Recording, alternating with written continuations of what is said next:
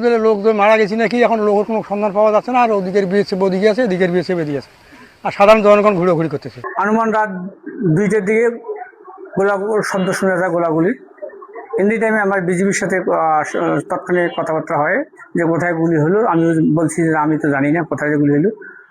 আমাদের বিজিবিটা হলে ছিল, ওরা তখন খোঁজাখুঁজি করার পরে সকাল ভোরবেলা শোনা গেল যে আমাদের 8 নম্বর ওয়ার্ডের একজন চোরাচালান ব্যক্তি, তার নাম হইল আলী হোসেন, তার বাবার নাম আব্দুল গফুর, মায়ের নাম আমেনা।